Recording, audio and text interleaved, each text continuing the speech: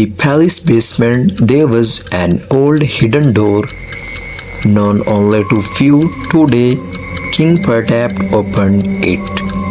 Behind the door, a gleaming statue sat, golden, yet its eyes were empty, as if it weren't alive. Its hands were long, covered in strange markings, and a cold silence filled the air.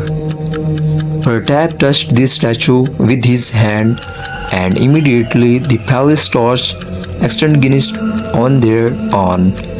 An eerie sound echoed, but only a faint hum was heard, and the statue's eyes, as if they were watching him. The next morning, the king noticed his hands and turned golden. His skin grew stiff and cold, as if he was turning from a living man into a statue.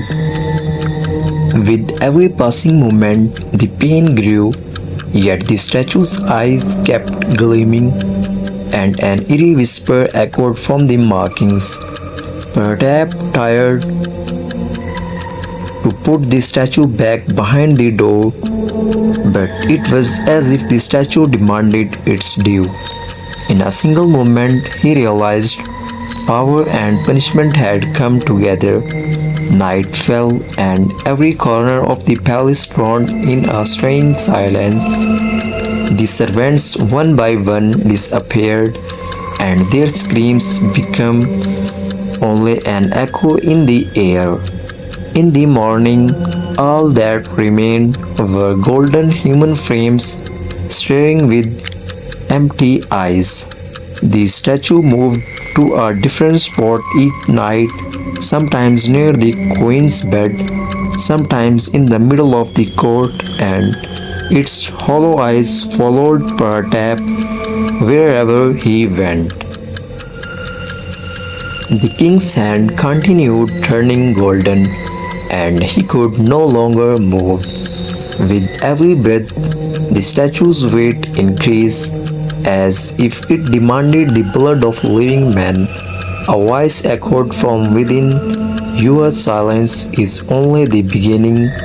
Pratap realized the statue was no gift, it was a curse, and now a part of time. That night was most terrifying. The palace lived only by golden light and the statue's presence. At every step, there was only silence and the statue's hollow eyes staring straight into his soul. Pratap understood anyone caught in this golden trap could never return. He watched the statue come to life, and a strange movement began in the silent palace. Where Pratap stood, the golden figure slowly approached, its eyes piercing deep into him. In that moment, Pratap realized his skin had turned gold, and his very breath had become part of his statue. The next morning, King Pratap woke to a palace that felt alive but wrong. Every hallway stretched longer than it should. The walls creaked as if whispering secrets. His hands, stiff and golden, reflected the dim light, casting shadows and seemed to move on their own. The air smelled of old gold, and a faint metallic tang of blood lingered. Pratap tried to call for a servant, but his voice sounded distant, swallowed by the palace itself.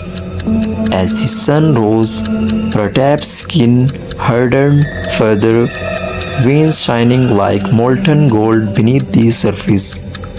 Pain shot through him with every heartbeat, yet he could feel the statue watching, feeding, learning.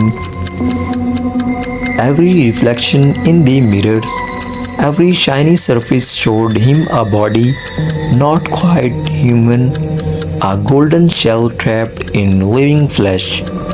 The statue's marking pulsed faintly, almost like they were breathing with him, sinking to his terror. Pratap realized the more he tried to resist, the more the golden curse consumed him. By nightfall, the palace was silent, too silent. The servants were gone, no footsteps, no whispers, only their gold skeletons remained, staring blankly from the corners. Even the royal guards vanished, replaced by statue frozen mid-step, eyes hollow, mouths open in silent screams. The golden statue moved on its own, appearing in different rooms, always closer to Pratap, always watching. Every corridor felt infinite, as if the palace had grown, or perhaps he had shrunk, trapped inside a nightmare of gold and shadows. And then he saw it, the statue feeding, not on gold, but on flesh, the golden idol hungrily devouring the life, pulling life from the bodies of those unlucky enough to remain. Pratap's heart raced, yet he could not move, could not speak. His own body, half golden, half human, caught between life and the statue's curse. A whisper echoed in the corridors. The more you resist, the hungrier was become. Nights blurred into endless golden horse. The statue never resisted, always moving, always hungry. Pratap tried to sleep, but dreams were replaced with visions. Golden hands reaching for him, hollow eyes staring, screaming silently in the darkness. Every shadow in the palace was alive, every sound a warning, every reflection a mirror of his own decay. He realized this palace was no longer a home, it was a tomb and he was its prisoner. Pratap touched the statue again, desperate, hoping for mercy, but the gold pulsed under his fingers as if mocking him. His voice tried to scream, but only a metallic rasp came out, echoing like gold striking gold. The statue's hollowed eyes seemed to speak. You are our now, your flesh in ours, your life ours to take. Pratap knew he was no longer the master of the palace. The statue was. The night the palace doors opened on their own, letting in a traveler drawn by the legend of the gold.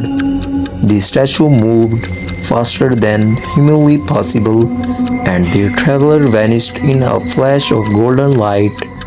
Pratap could only watch, unable to stop it, knowing deep down this was only the beginning. The golden hands weighted heavier with every breath. Pratap's body stiff, his soul tethered to the statue. Walls twisted around him. Corridors that should have ended now stretched into shadow without end. Every step he tried to take failed, as if the palace itself had claimed him. The statue's eyes followed a silent promise of torment, its hunger now alive in his own veins. Suddenly, the floor beneath him opened, revealing a sea of corpses, not water, but bodies floating, breathing, all drifting toward him.